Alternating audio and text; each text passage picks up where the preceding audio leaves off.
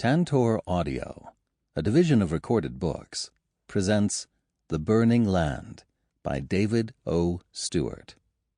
Narrated by B.J. Harrison. Maybe times are never strange to women. It is just one continuous, monotonous thing full of the repeated follies of their menfolks. William Faulkner, The Unvanquished. Part 1. Chapter 1. December 1862. The word spread fast. Corporal Henry Overstreet passed it on to his platoon as soon as he heard. 2 men in Company C froze to death in their tents the night before. The bodies were blue. The platoon gathered around campfires in the thin morning light, kicking at 4 inches of early December snow. They shook their heads. They warmed their hands over the flames, or cradled them around tin cups of coffee with more heat than flavor. "Glory be to God," said Joe Maxwell. "That's a hell of a thing. What in God's name happened?" The flaming red of his face reflected both the cold and his temper. Henry kept his voice level, fitting for a corporal. They didn't seal their tent flaps. "And they died for it? Men from Maine shouldn't freeze to death in Virginia." Henry met Joe's gaze. The other man dropped his eyes and muttered again, "Glory be to God." Henry couldn't show how nervous the news made him. He resolved to check the men's tent flaps at night, to make sure they stuffed their rubber blankets into every crevice and gap. He couldn't mention this to Katie in his next letter. He didn't know how he could make sense of it for her. His fingers were too cold to write anyway. Captain Clark came down the row of tents, stopping to talk at each knot of men around each fire. A few men saluted, but he paid little heed to the formalities. As he spoke, heads nodded slowly. Then he moved on. "Corporal Overstreet?"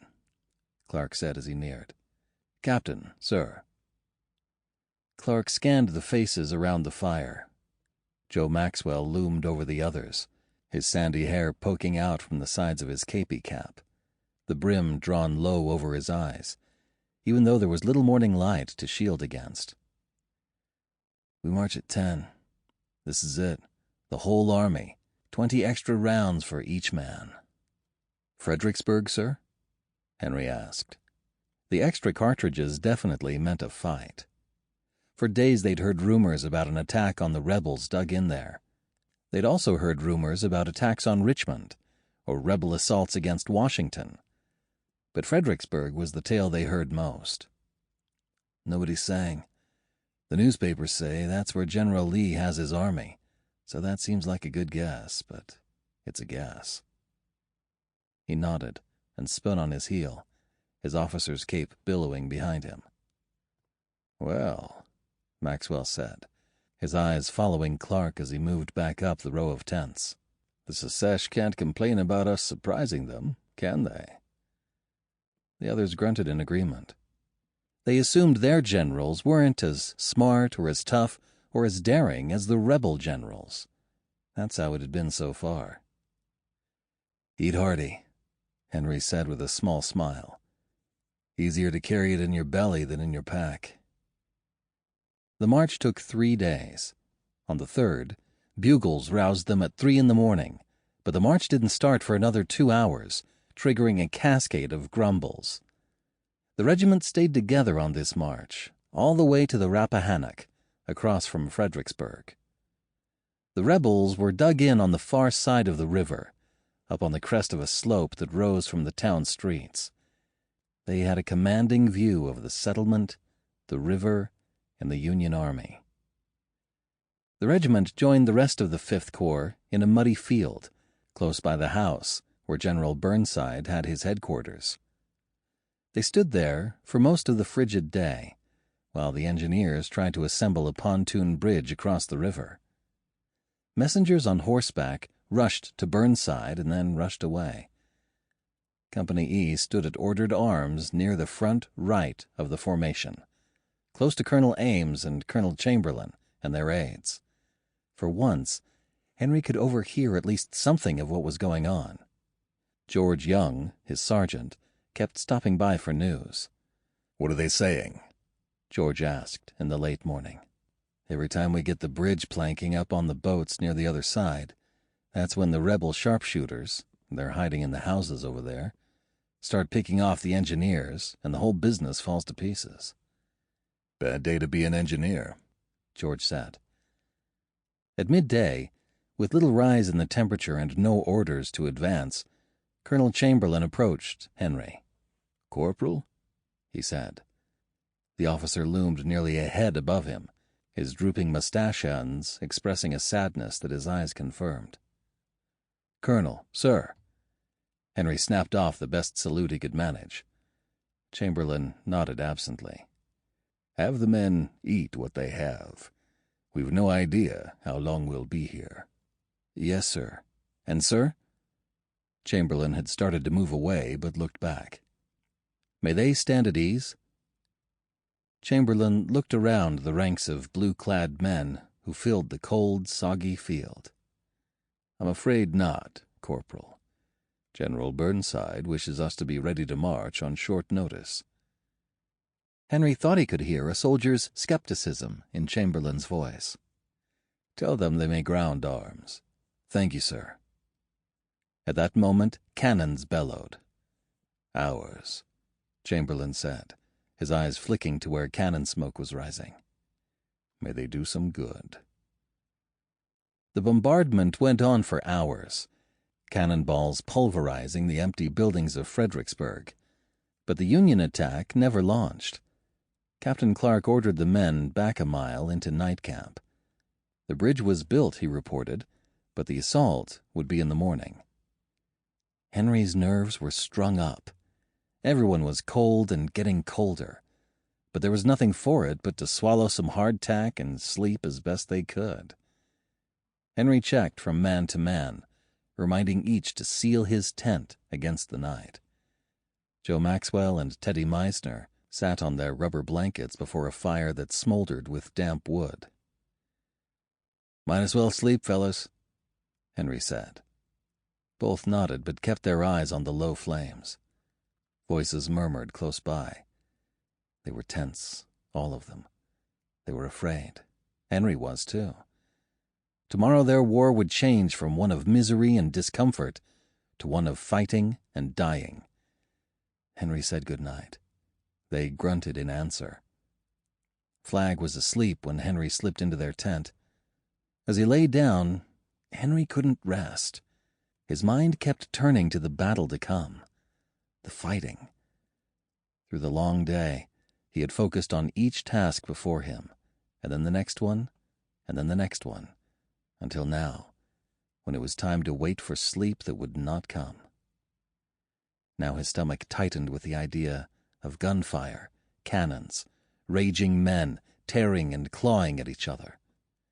He wished he was somewhere else. The idea slipped from his mind as he drifted off. In the morning, the regiment descended through heavy river fog to the bridge. From their high ground, the rebels could watch them across an open plain on the other side of the town. It looked like the generals were going to fling the Union soldiers through the city, then across the exposed plain and uphill against the Confederate lines. While the regiment waited, Joe Maxwell looked over at Henry with a tight grin. "Sure hope old Burnside has some trick up his sleeve," he said, "'cause otherwise this looks to be pure murder." The attack didn't start until midday. A Union division that had crossed the bridge during the night started out across the open field.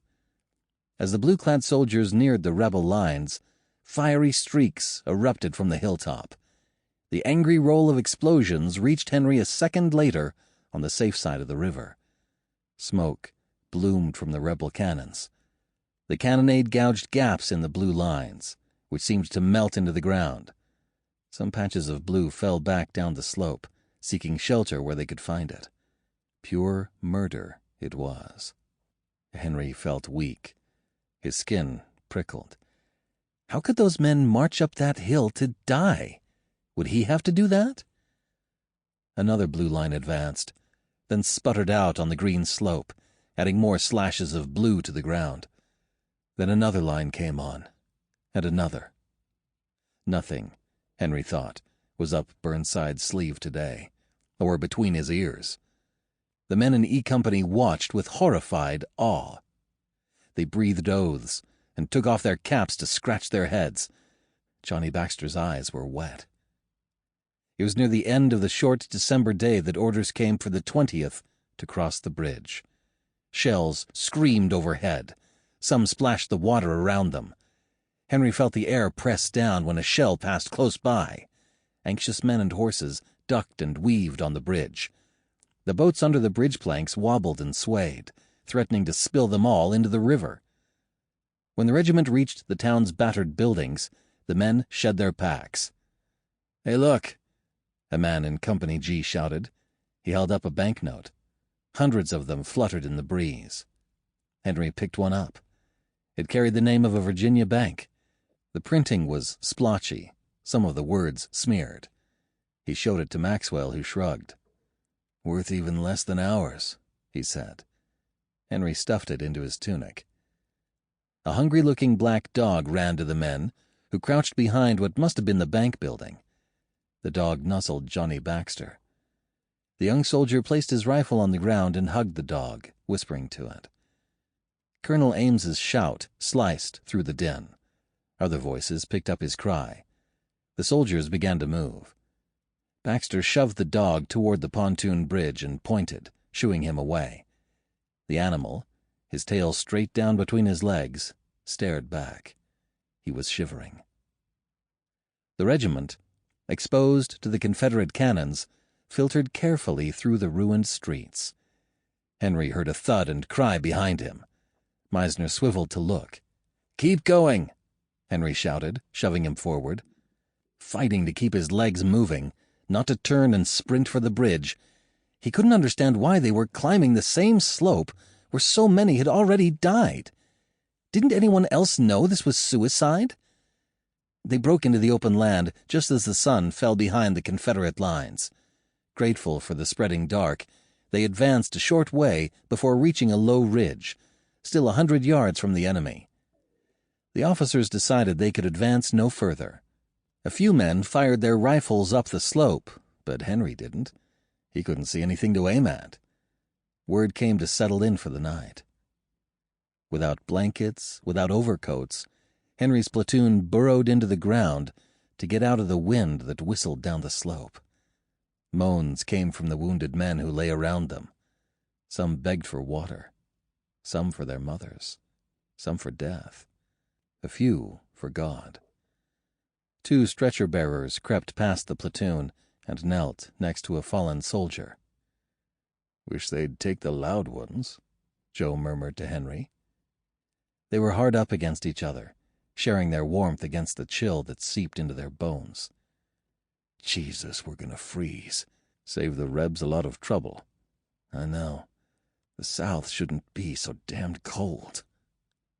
When the stretcher carriers came back, leaning over as much as they could, Henry whispered to them, "Hey, any of those men dead right there?" "On the right," came the reply. Henry crept out in that direction. He found 2 corpses, one sprawled over the other. He stripped the tunic off the top man. His fingers smeared the frigid blood and exploded intestines of the bottom man. He slid to his right. Another corpse yielded a blanket and another tunic. A 4th corpse wore an overcoat. Though splattered with gore, the coat was too thick to pass up.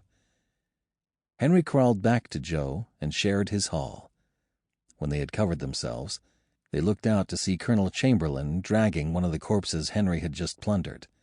The officer shoved the body to the rim of the shallow swale he occupied with 2 other men.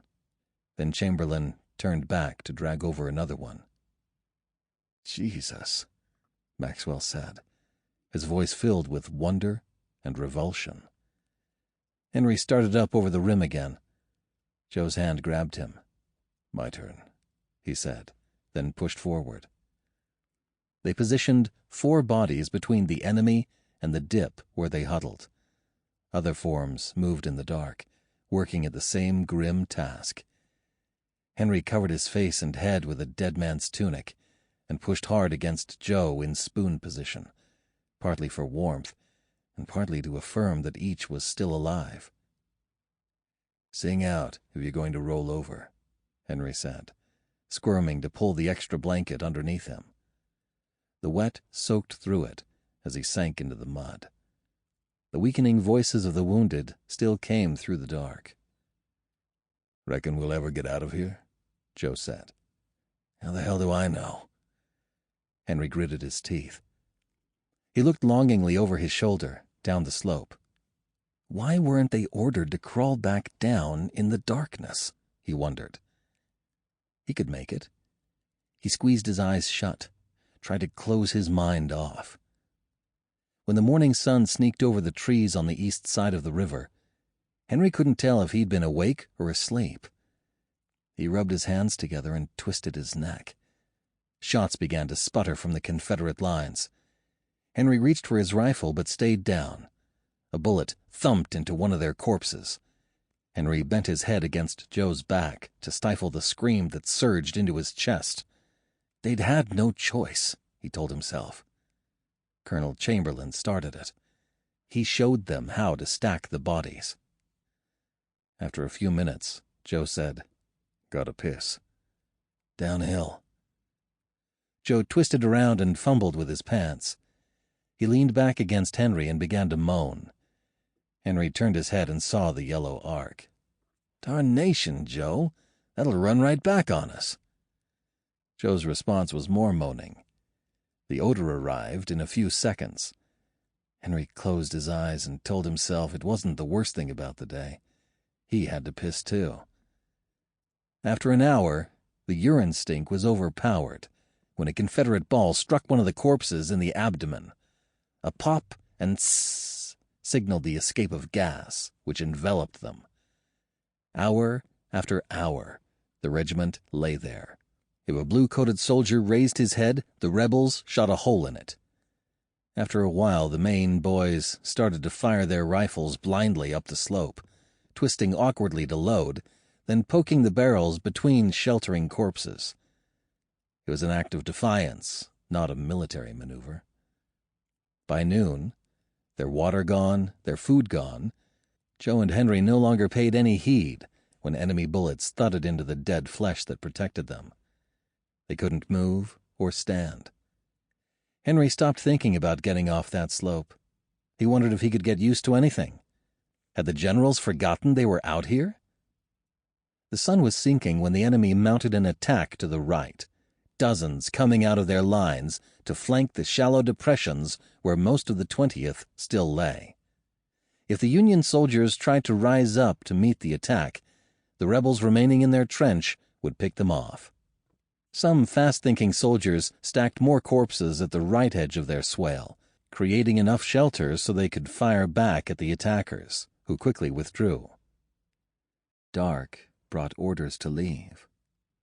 The men first began scraping out graves for the dead who had protected them through that long night and day. Henry used his bayonet. Joe favored a wide, flat rock. The wet ground yielded readily. The sound of digging ran down the slope. The graves were shallow, with barely enough dirt to cover each body. For headboards, most used the butts of the dead men's guns.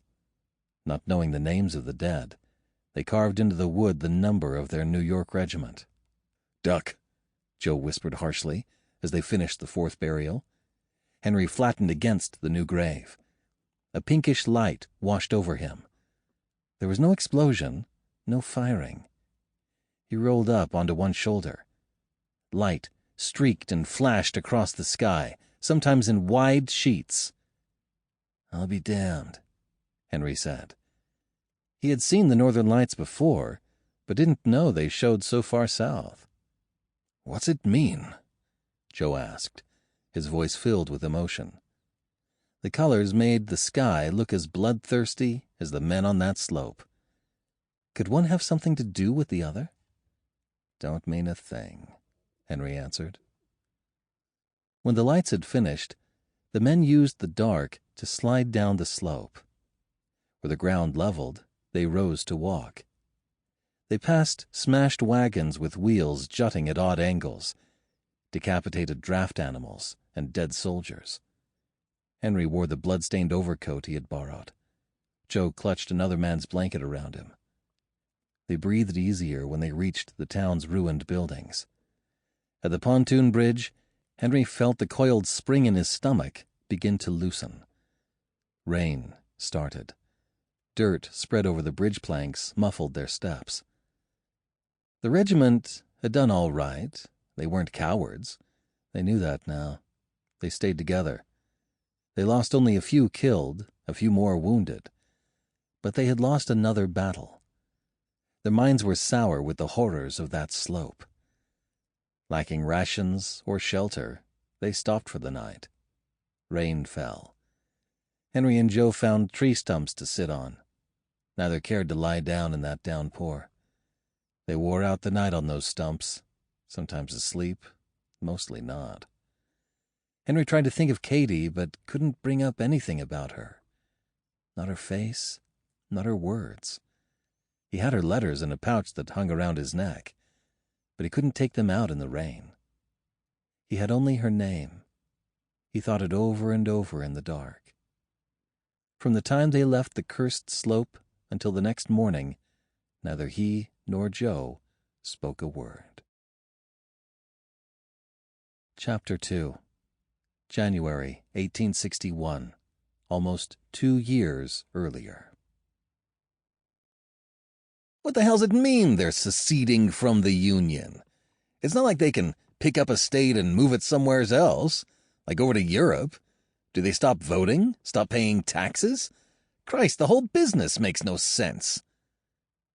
George Young's hectoring baritone emerged in bursts of steamy breath. Where's young Overstreet? Young demanded. He reads the papers. Him and that father of his, maybe he can explain it. Hunkered into heavy coats, 4 of them sat around an open fire at the Williams shipyard. The brittle noonday sun did little to warm their dinner break, which came halfway through their bitter-cold 10-hour workday. "What do you care?" Billy Steele asked, his mouth full. He was on his first pork sandwich, the one he usually swallowed damned near whole. 2 more waited in his food sack, which he kept near the fire, but not too close, so the meat could warm up. Henry Overstreet's sack sat next to Billy's. "Doesn't matter what you think. There's 6 states already seceded? Didn't none of them ask your permission?" "Ah, Billy," Young answered. "Someone should have told you that being born stupid doesn't mean you have to stay that way." The others chuckled. They knew that Young would target each of them soon enough, so they might as well enjoy some fun at Billy's expense. A large and loud man, George Young led this crew of joiners by force of will, not because of his modest carpentry skills. Henry, the youngest of the crew by 10 years, arrived with an armload of scrap lumber for the fire. "There's the professor," Young cried. "Straighten us out. What the hell's all this seceding stuff about? It's the niggers, right?" Henry sat next to Billy Steele and reached for his dinner. "Pretty much, George, if you read what South Carolina said, and they were first to go. They don't make any bones about it. They want their slaves, and damned if they're not going to keep them." "Hell," Young said. "I don't care if they have nigger slaves. They've always had 'em. What of it?" Henry drank cold coffee from his canteen and wiped his mouth. "It's more complicated.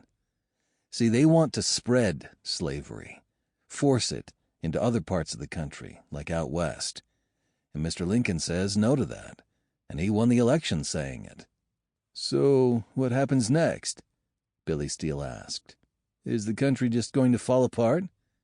"More important than that," Young broke in, pointing a finger at Henry. "What happens to our ship orders?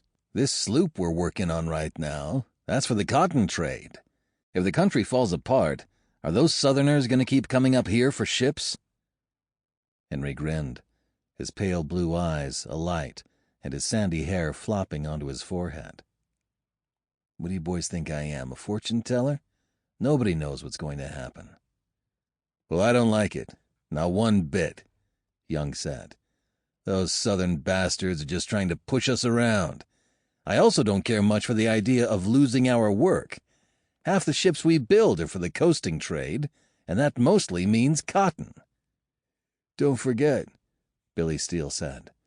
"There's a Maine man going to be vice president. He'll look after us." "Hamlin?" Young said. "What's he ever done? Anyway, I don't trust any of those abolition scum as far as I can throw them. Plus, who can trust a man who won't take an honest drink?" The men guffawed in appreciation. "Why don't you ask your buddy Boss Reed what's going to happen?" Henry said, "since you always vote the way he says." Young's big face flushed, and he held his hands out to the fire, wiggling his fingers. Boss Reed owned the Waldoboro Bank on top of his political work, which gave his word extra weight when he directed the town's citizens to back Democrat Stephen Douglas in the September vote. Men who voted against Reed's wishes sometimes found their fences torn down or their gardens trampled. There was, for instance, Elias Yates, a heavy anti-slavery man, who everyone thought was helping runaways, sneaking them to cross the Madomic at night and head to Canada. Just before the election, somebody beat Yates bloody in the dark. Henry worried that his father's public disdain for Reed might earn similar treatment. But so far the boss and his thugs had left the old man alone. Having backed the loser for president when most of New England went hard for Lincoln, Reed and his boys probably weren't feeling real frisky. Other New England shipyards were bound to get government work long before Waldoboro got even a whiff. "I swear," Young said, rubbing his hands together, "the rheumatism's already getting me like it got the old man. Crippled him up like an old tree limb." Henry chewed his second sandwich thoughtfully. "So we've got no job after this one?" "Who said that?" Young fired back. "I'm asking. The other jobs in this yard are workboats. Not much call for joiners on 'em." Young sighed. "We got another 2 weeks here, maybe 3. The Catlin yard may have a job for us. Something will come in. Don't I always find something?" The men fell silent.